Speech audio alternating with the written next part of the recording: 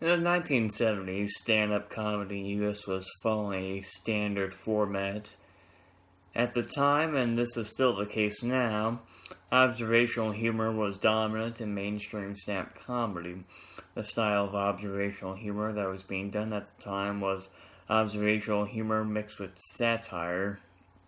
This style of humor is good and all when it's done right, but the need for something completely different and new is what was needed at the time to laugh at and show a evolution of comedy.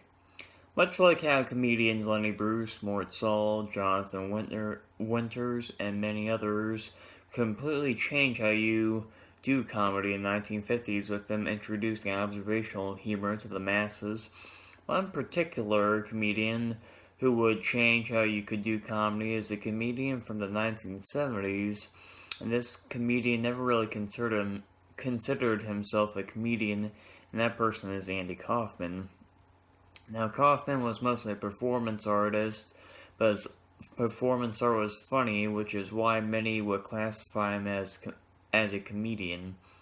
Stylistically, Kaufman came out of nowhere with the style of comedy, and many would consider him a fringe figure of comedy due to him being extremely unconventional, extreme, and marginal comedian. But what he did up on stage worked really well with audiences and brought him a cult following as well. The late great Lenny Bruce did poke fun at the conventions of comedy, but Kaufman took that idea even further by doing stuff up on stage that not a lot of people would expect coming to a comedy show. They expected conventional comedy jokes, but Kaufman, alongside his co-writer Bob Zumba, did not deliver that to audiences. He took the established conventions of comedy and he flipped it over. What he did to comedy is what Marcel Duchamp did to art. They both took everyday things and made them entertaining. By doing this, Kaufman helped create two new subgenres of comedy. The first one that he helped create is anti-humor.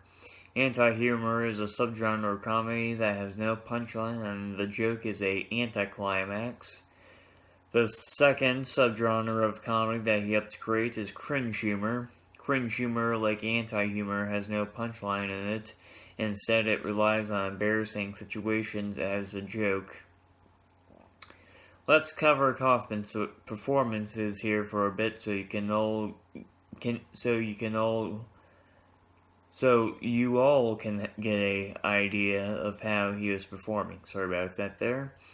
Kaufman did this one gig in which the audience expected him to do his previous skits and even some stuff from his character on the sitcom Taxi, but he didn't give them that. Instead, he read The Great Gatsby to them. He did this other gig in which he had his grandmother up on stage, and after he did a song and dance routine, his grandmother was revealed to actually be Robin Williams in disguise. He had this character named Tony Clifton, and Tony Clifton was this sexist, terrible lounge singer.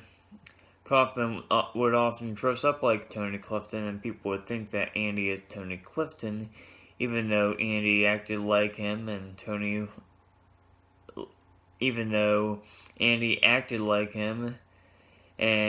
Tony were two different people. In order to trick people even further, Kaufman would have his writing partner Bob Zumba dress up as Tony Clifton and perform alongside himself. So yeah, you really didn't know what you were going to expect from Kaufman, from watching Kaufman. He was a very good trickster. You really didn't know who was in on Kaufman's pranks. He was really good at conspiring with people to have a joke get pulled off. Kaufman was so great as a trickster that when he died, majority of Americans thought he was not dead at the time, and there were still people that don't think he is dead. Even during his funeral, The lady that played his wife's character on Taxi went up to pay her respects at his casket, and while she was doing that, she poked his dead corpse to see if he was actually alive. Or I should say actually dead. So yeah, Kaufman was a extremely good trickster. Kaufman's brand of comedy helped inspire dozens of comedians, and his influence has even inspired an entire network, which is Adult Swim's original programming. From Tim and Eric to the Eric Andre Show, they all have been inspired by Kaufman.